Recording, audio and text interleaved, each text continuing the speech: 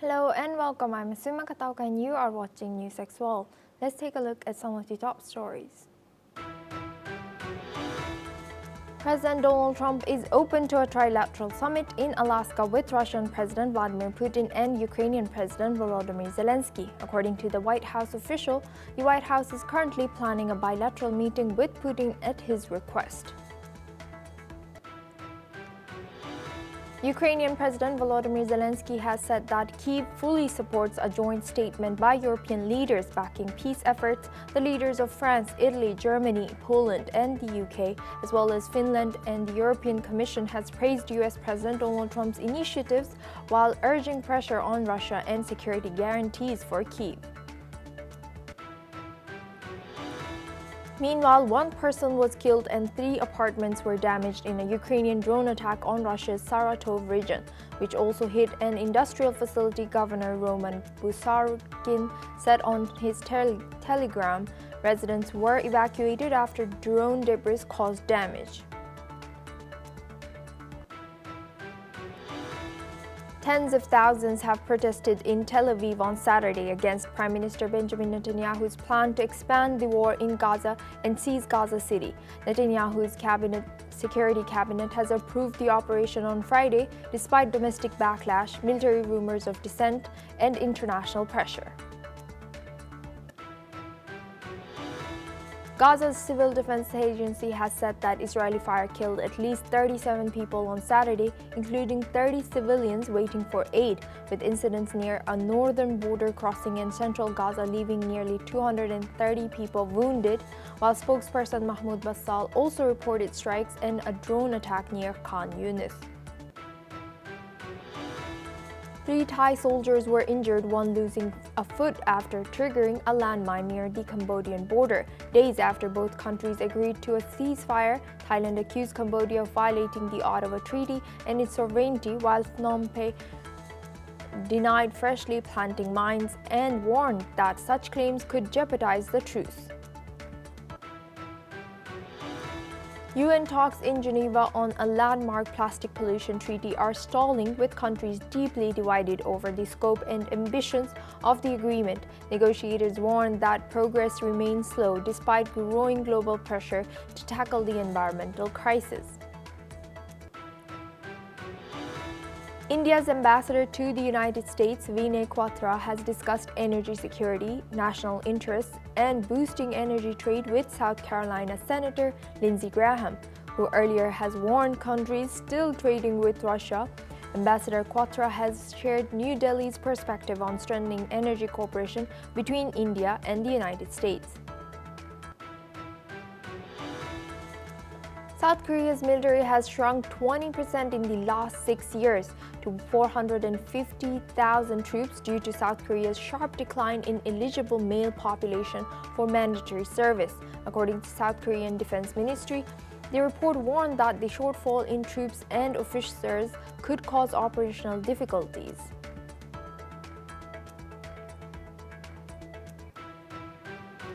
Gaza's Civil Defense Agency has said that at least 37 people have been killed by Israeli fire, including 30 civilians who were waiting to collect aid.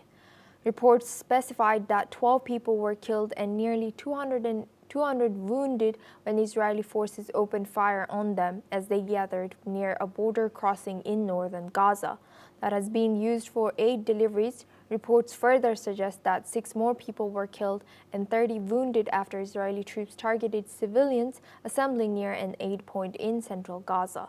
Thousands of Palestinians congregate daily near the food distribution points in Gaza, including 4 managed by the US and Israeli-backed Gaza Humanitarian Foundation.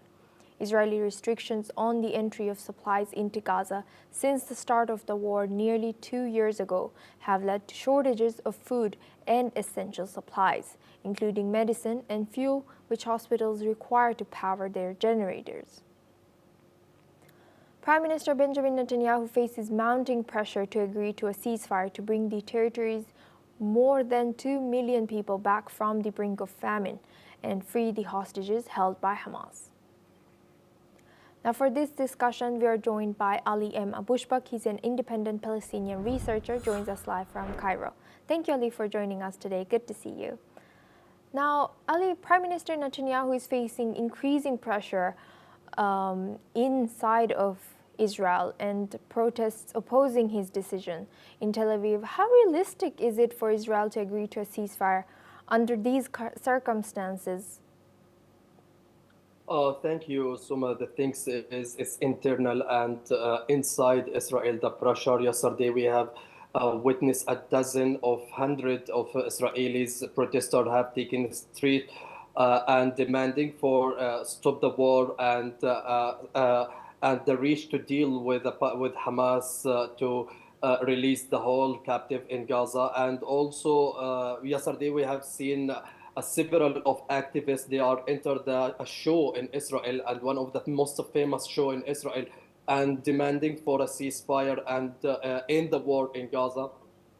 Today also that the United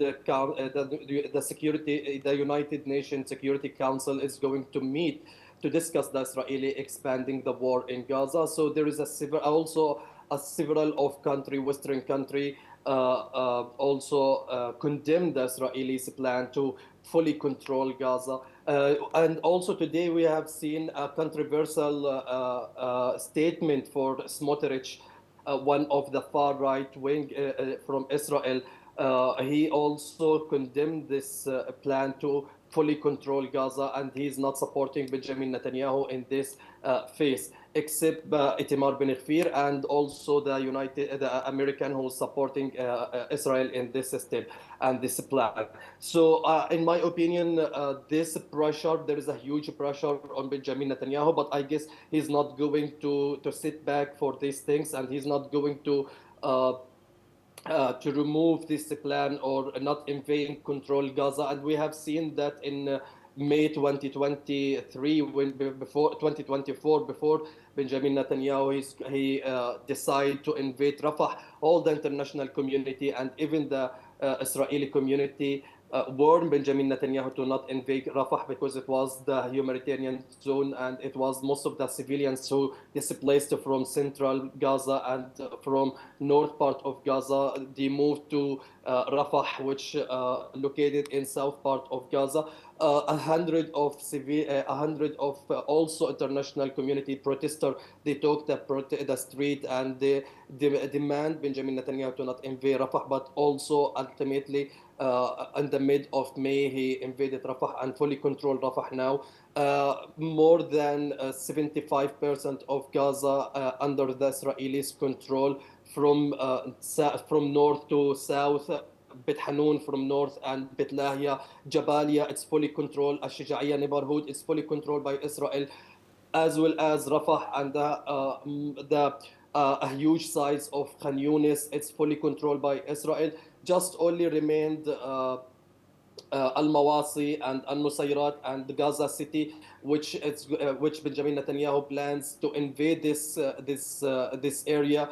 Most of the experts they are warning that the captive this plan putting the captive under the risk and maybe it will kill them. By the way, also Osama, it's worth mentioning that since 2 years when Israel waged the war in Gaza, Israel just only 8 hostages they could release by pressure or by military pressure. Most of the hostages who got released by negotiation and by talk. More than 200 Israelis captive in Gaza.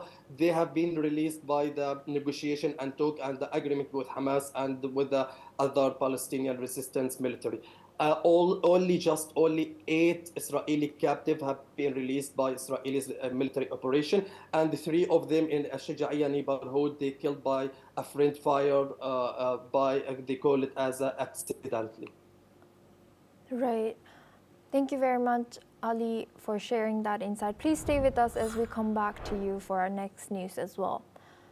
Liverpool star Mohamed Salah has criticized UEFA over its tribute to Palestinian football legend Sulaiman Al Obaid, saying it failed to mention the circumstances of his death.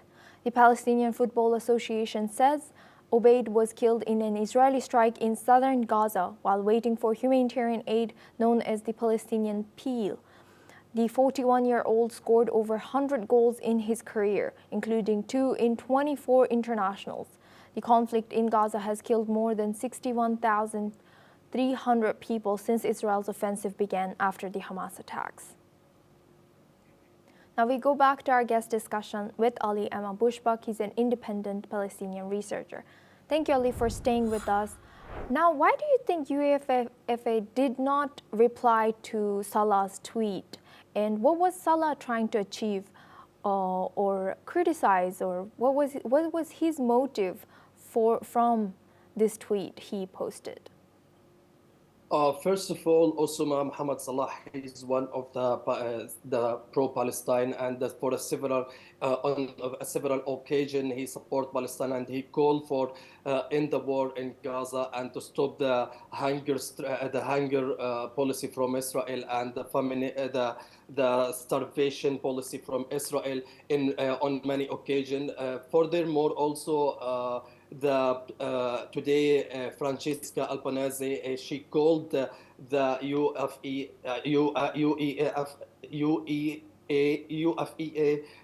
to remove Israel from the Israelis national from their list because of she described them as a war criminal and the killer of children. Furthermore, there is several of celebrities, also they are supporting Palestine and they are spokes out about Israelis genocide in Gaza and the Israelis crime. Also that the UEFA not replying to Salah, they are trying to play the balance and they're trying to play a neutral position in this conflict. Especially they are considering the sport should be away from the political and the military conflict between the countries. I guess Muhammad Salah, he tried to represent that how much Israel is aggressive. More than 300 Palestinian sportmen, they are killed by Israelis troops and by Israelis fire.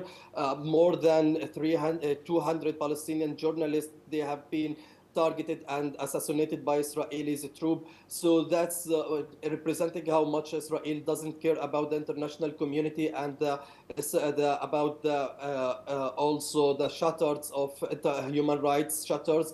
So Muhammad Salah is trying to represent this, and he's trying to aware the international community about the huge challenging for the Palestinian sports people and sports player about the Israelis occupation and how they are suffering from this occupation, and which prohibited them to participate in international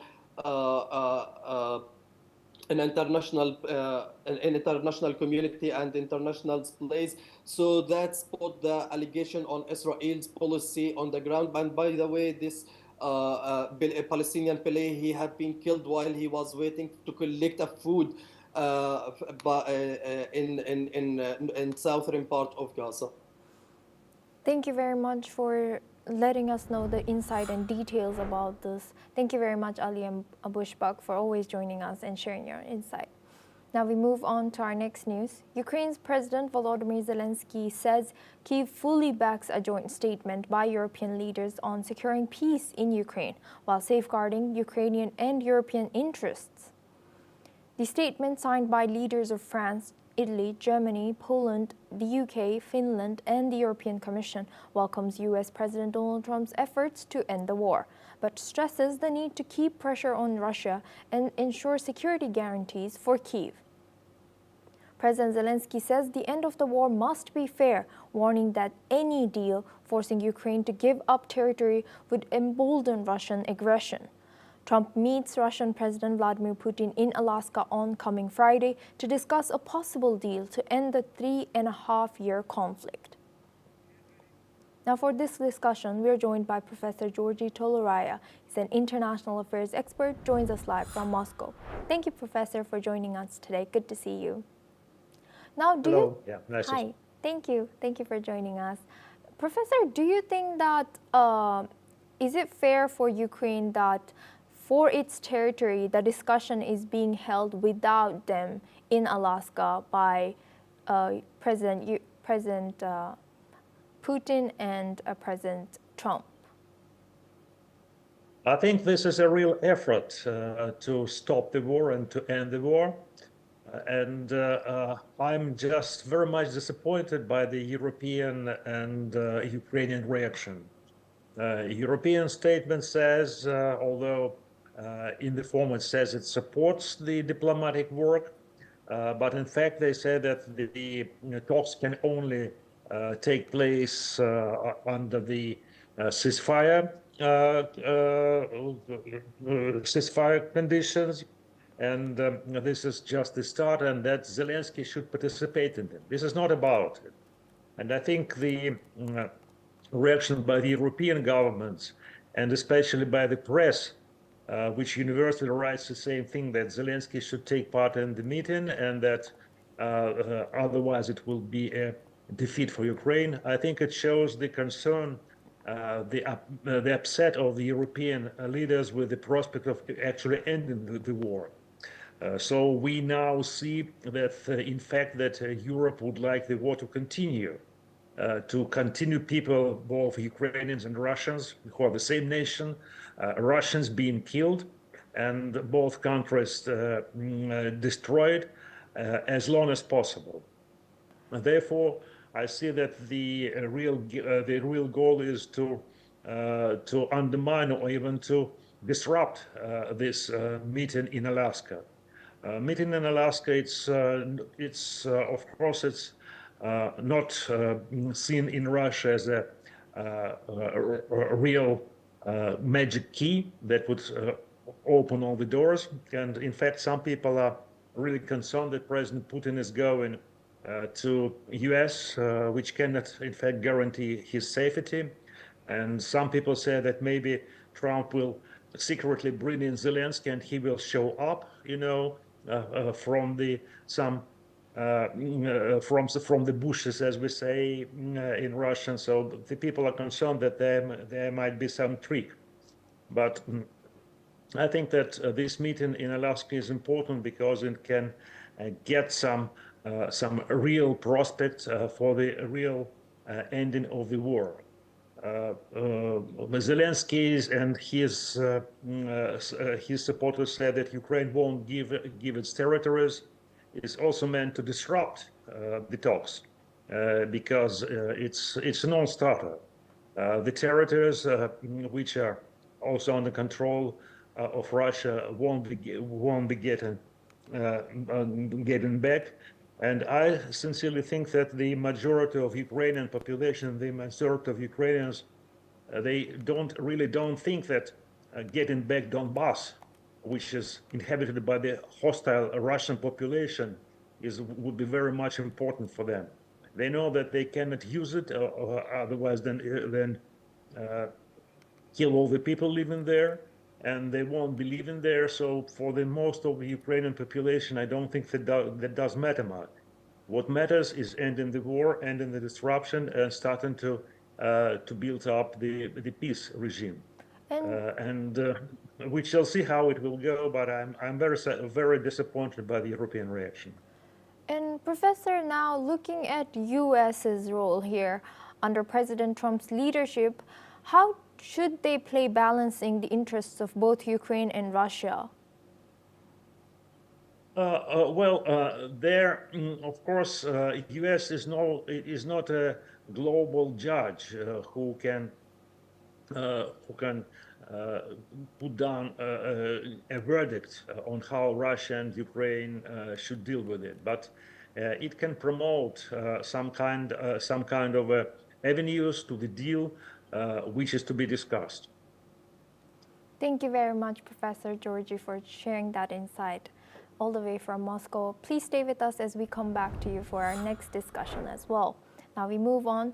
Australia, Canada, and the United Kingdom have condemned what they describe as ongoing repression and human rights violations in Belarus. In a joint statement, they accuse the Belarusian authorities of seeking to dismantle civil society, silence independent media, and suppress political opposition, saying thousands have been unjustly detained, tortured or forced into exile.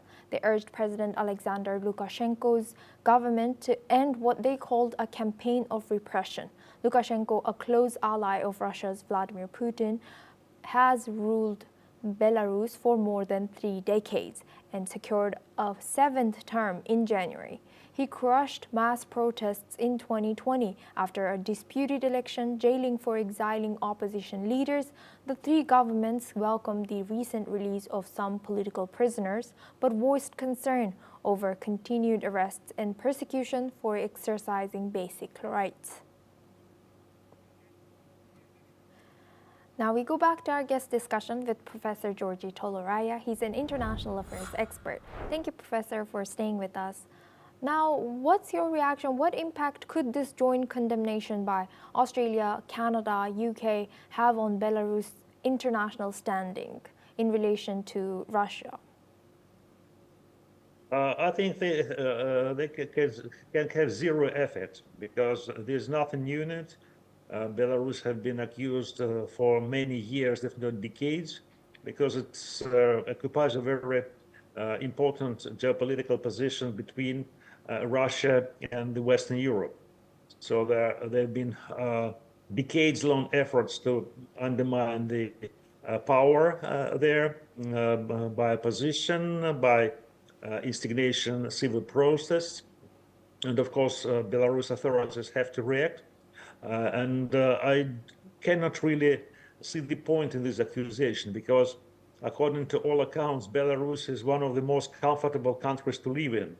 And it enjoys good economic standing, and the situation is very calm and predictable there. So this is certainly not the country where the human rights are oppressed in the most disastrous way. You look at the Arabian countries, just look at what Israel is doing with Gaza and Palestine.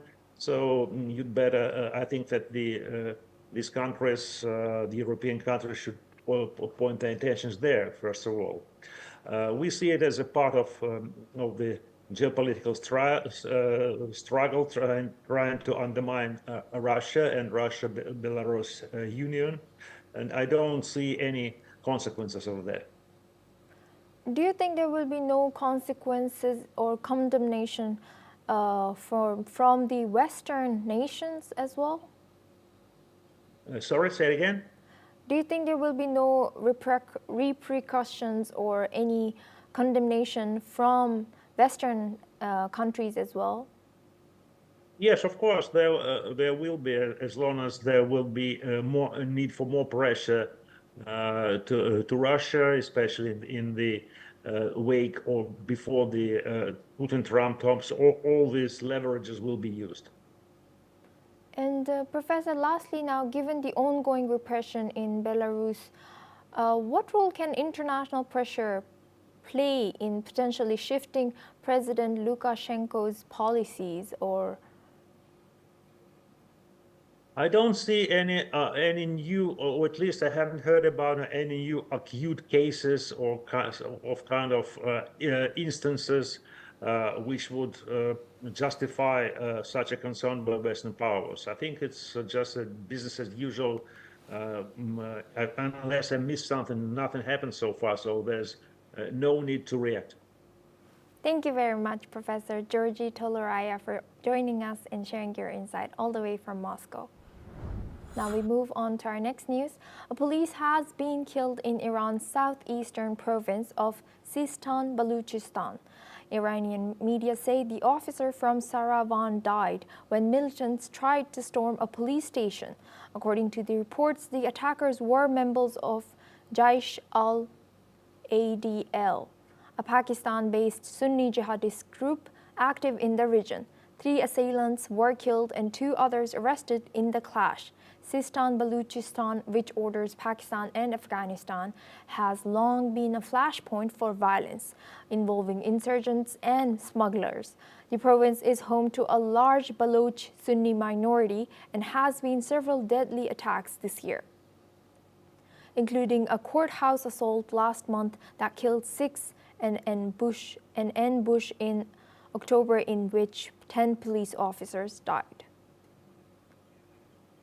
Now we are joined by Thomas Porteous. He's an anchor and correspondent at NewsX World. Thomas, what more can you tell us about this news coming in from Iran? Yes, well, of course, assume southeast Iran, a site of more destabilization in this region. As you've recited already, this is being claimed responsible by the Jaish al-Adl group.